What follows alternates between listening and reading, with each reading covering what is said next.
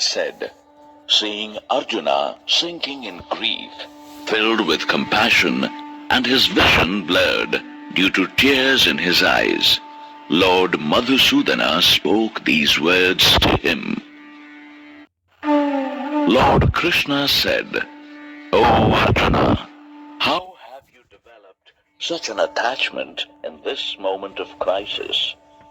It is inappropriate for a noble person, for it will neither bring you glory, nor will it lead you to heaven. O Partha, don't be a coward. It does not glorify you. O Parantapa, surrender your cowardice and stand up to fight." Parantapa, another name of Arjuna, meaning destroyer of enemies. Arjuna said, "O Madhusudana, how will I use my arrows to fight against Bhishma and Drona in the battlefield? O Arisudana, both of them are worth worshipping." Arisudana, another name of Lord Krishna, meaning destroyer of foes. I consider it better to survive on alms rather than killing my noble teachers. If I kill them, all my enjoyments of wealth and fulfilled desires in this world will be stained with their blood. We do not even know what to do. Should we win or let them defeat us? Those very sons of Dhritarashtra are standing against us in the battle, by killing whom we shall not want to live. I feel helpless and full of compassion, and I am confused about what my duty is. Therefore, I request you to tell me that which is best for me, because I surrender myself to you. Please guide me as your disciple. Even if I achieve a prosperous and an incomparable kingship on the earth and win over the gods in the heaven, then also it would not take away the sorrow that burns up my senses. Sanjaya said, having spoken this to Lord Krishna, Arjuna said, "O Govinda, I will not fight," and became silent. O descendant of Bharata, Dhritarashtra, then with a gracious smile, Lord Rishikesha spoke these words to Arjuna, who was depressed in the center of the two armies.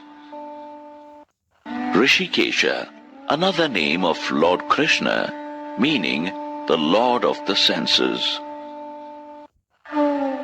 Lord Krishna said, "You grieve for those who are not worth being grieved for, and yet you speak like a wise man.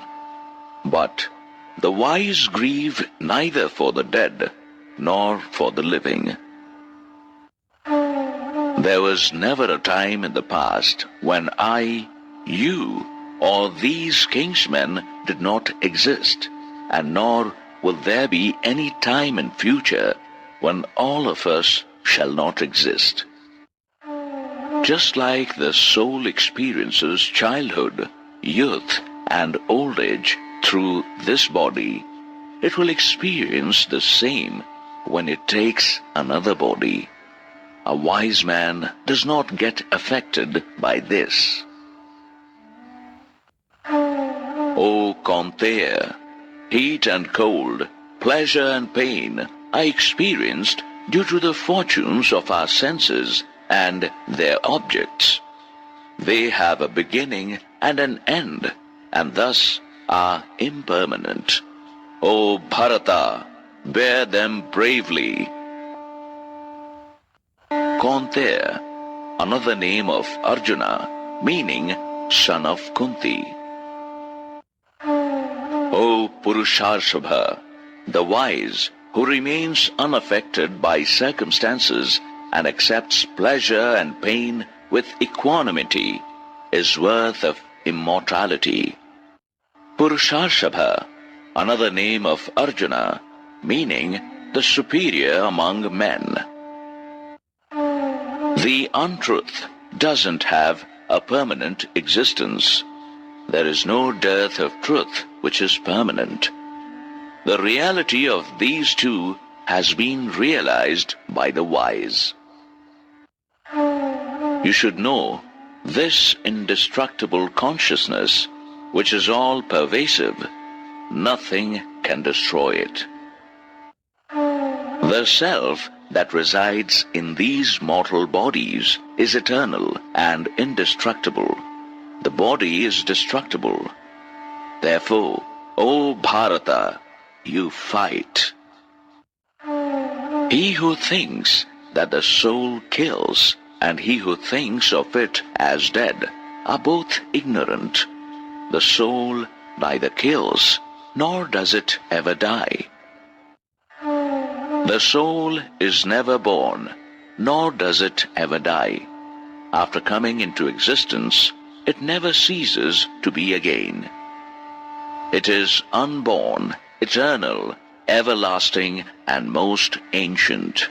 It never dies, even if the body is dead. O Partha, the one who knows the soul as indestructible, immortal, unborn, and unchanging, how can he kill or cause someone's killing? Just like a man discards his worn-out robes and puts on the new ones, similarly, the soul throws off its worn-out body and enters a new fresh one. The weapons cannot cut the soul. Fire cannot burn it. Water cannot wet it, and wind cannot dry it. The soul cannot be cut, burnt, wetted, or dried up. It is eternal, omnipresent, unchanging, immovable, and most ancient, with an unshakable nature. The soul is said to be unmanifested, unimaginable, and unchangeable. Therefore, you should not grieve after knowing this.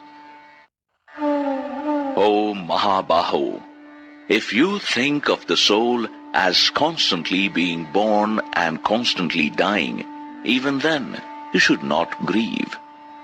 Mahabaho, another name of Arjuna, meaning the mighty armed one.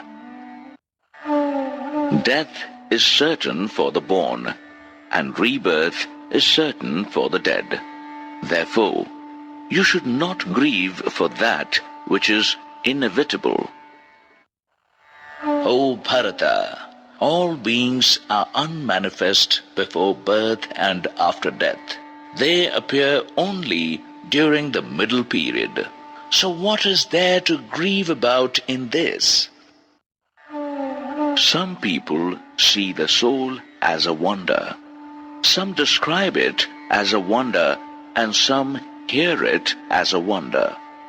But even after hearing of it, no one is able to understand it.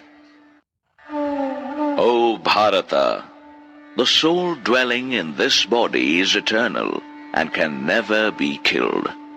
Therefore, you do not grieve for anybody. Therefore, considering your own duty, you should not be hesitant to fight, because there is nothing greater than a righteous battle for a Kshatriya, warrior. O Partha, those Kshatriyas are blessed who get an opportunity to fight such a battle that is an open door to heaven. If you refuse to fight this war, then you shall incur the sins for turning away from your duties and honored position. People will talk about your infamy. For a respectable man, infamy is worse than death. The great warriors will think that you have fled from the battlefield out of fear.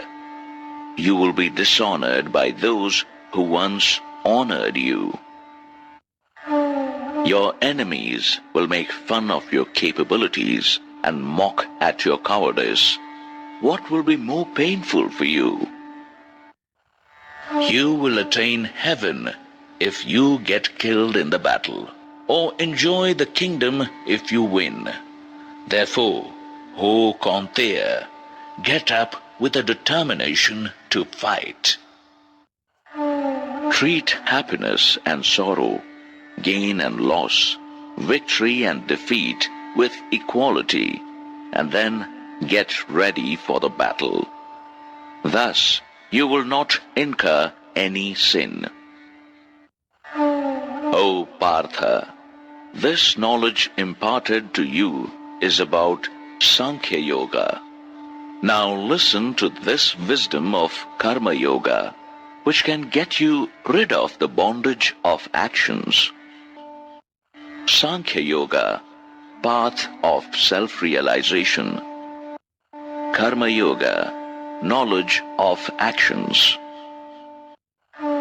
Here, no effort goes in vain, nor is there any harm. Even a little practice of this Karma Yoga can save one from great fears. O Karunandana, on this path of Dharma, the wise mind is single and one-pointed, but the minds of unwise people have many types and endless thoughts. Karunandana, another name of Arjuna, meaning the joy of the Kurus.